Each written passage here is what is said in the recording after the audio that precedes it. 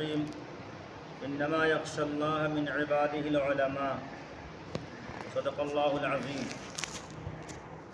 بزرگوں، دینی اور ایمانی بھائیوں،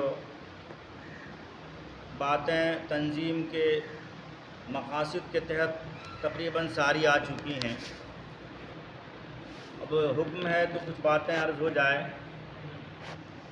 دو باتیں ہیں، اپنی اصلاح، قوم کی اصلاح۔ ابھی جیسا کہ بات ہو رہی تھی کہ ہم سب اس تنظیم کا مقصد ہی یہی ہے کہ ہم اپنی اصلاح بھی کریں اور قوم کی بھی اصلاح ہو، چونکہ اس کی بھی ذمہ داری ہماری ہے۔ کلکتہ میں ایک دفعہ مولانا بلال حسنی صاحب آئے تھے، علماء و ائمہ کا پروگرام ان کے سامنے رکھا گیا۔ انہوں نے بڑی اچھی مثال دی۔ اللہ کے نبی نے جو مثال دی ہے کہ جسم کے اندر ایک لوتھڑا ہے اور اذا صلحت صلح الجسد کلہ واذا فسدت فسد الجسد کلہ الا وہی القلب، او کما قال النبی صلی اللہ علیہ وسلم، کہ فرمایا کہ انسان کے جسم میں ایک لوتھڑا ہے، اگر وہ صحیح ہو تو پورا جسم صحیح ہوتا ہے، اور وہ بگڑتا ہے تو پورا جسم بگڑ جاتا ہے۔ تو انہوں نے علماء ائمہ کو مخاطب کر کے فرمایا کہ عوام میں آپ کی حیثیت قلب کی طرح ہے، دل کی طرح ہے۔ آپ بنیے گا تو عوام بنے گی، آپ بگڑیے گا تو عوام بگڑے گی۔ عوام کے بگڑنے کا مقصد ہے کہ ہماری محنت نہیں ہو رہی ہے۔ یہ کہا کہ اس حدیث میں جس طرح سے دل کی حیثیت ہے، علماء کی بھی حیثیت عوام میں ایسے ہی ہے۔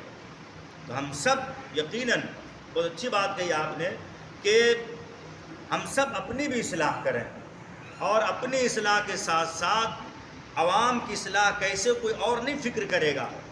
انبیاء کے وارث ہم ہی ہیں، اللہ نے ہم ہی کو بنایا انبیاء کا وارث، اور وراثت کی ذمہ داری ہماری ہے۔ نبیوں نے کس طریقے سے کام کی، محنت کی، عوام کے اندر برائی کو کیسے ختم کیا۔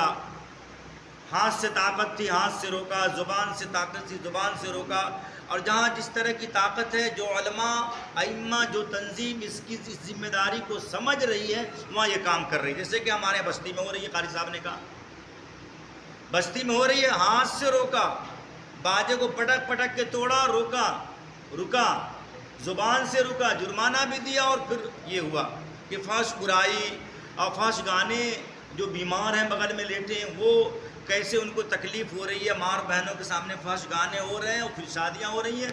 پھر ایسی یہ ہوا کہ پھر نکاح نہیں پڑھائے گا جب تک جرمانہ نہ دے، اور جب تک جو ہے معافی نہ مانگے۔ یہ سب ہوا، پھر نکاح پڑھایا گیا، اور ایسا کئی کیس ہوا۔ تو اس کے اثرات دوسرے محلے میں بھی ہو رہے ہیں۔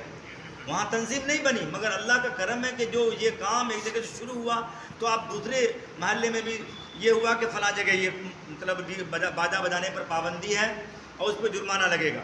تو ایک برائی باجا بجانے کی نہیں ہے۔ ابھی غیر مسلموں نے، دشمنوں نے کس طرح سے مسلم بچوں کا ایک وہ کیا، ٹارگٹ کیا ہے کہ اتنی بچوں کو ہم کو ملحد بھی کرنا ہے، اور اس کی عزت بھی لینا ہے، جان بھی لینا، ایمان بھی لینا، وہ لے رہے ہیں۔ پھر الحمدللہ تنظیم کے تحت ہم لوگوں نے میٹنگ کی، اصلاحی پروگرام ہوا، اور جگہ جگہ خواتین میں پروگرام ہوا کہ ہم اپنی بچیوں کو دیکھ ریکھ کریں کہ اس کے پاس موبائل ہے، کس سے بات کر رہی ہے، چیٹنگ کس سے کر رہی ہے، بڑی بہن چھوٹی بہن کی نگرانی کرے، ماں بچی کی نگرانی کرے، اسکول جا رہی ہے تو واپس کب آ رہی ہے۔ یہ سب ساری چیزیں یہ تنظیم کے تحت یہ پروگرام ہوئے الحمدللہ۔ تو اب شکایتیں کم آ رہی ہیں، اب یہ معاملہ تھم گیا۔ تو اس طرح سے بہت ساری معاشرے میں برائیاں ہیں۔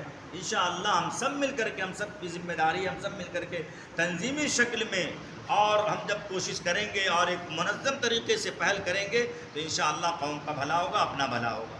ایک اور بات، جو تنظیم کے جو ذمہ دار امام ہیں، آپ کے ساتھ جب تک لاٹھی والی جماعت نہیں ہوگی تو آپ کی بات بھی نہیں مانے گا کوئی۔ امام صاحب جائیں گے کہ ڈی جے بند کرو، بات نکاح نہیں پڑھائیں گے تو کہے گا نہیں کوئی بات نہیں ہے، ہم نہیں بند کریں گے، تم نکاح نہ پڑھاؤ، ہم دوسرے سے پڑھوا لیں گے۔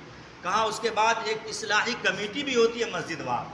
جب وہ کمیٹی بن جائے گی تو وہ کمیٹی اور امام مل کر کے پھر محلے کو، اس حلقے کو پر قابض رہیں گے، اور اس حلقے کو کنٹرول کریں گے کمیٹی کے سارے افراد۔ کوئی بھی اس طرح کی برائی، ڈی جے بند کرنا، کوئی اور غلط کام ہو رہا تو اس پر جب یہ سب لوگ جائیں گے، امام سب کو اطلاع کریں گے، اور پھر اس طرح سے جب اور بھی ایک اصلاحی کمیٹی بن جائے گی تو پھر کنٹرول کرنا اور قابو میں کرنا انشاءاللہ العزیز آسان ہو جائے گا۔ تو ابھی تو خیر تنظیم کے بننے کا ہے، تنظیم کے صدر سیکریٹری بلاک 5 بن جائے پھر انشاءاللہ وہ بھی آئے گا، اور وہ اس کی بھی ترکیب ہو رہی ہے، اور وہ ابھی سارتا بستی سے خاص طور سے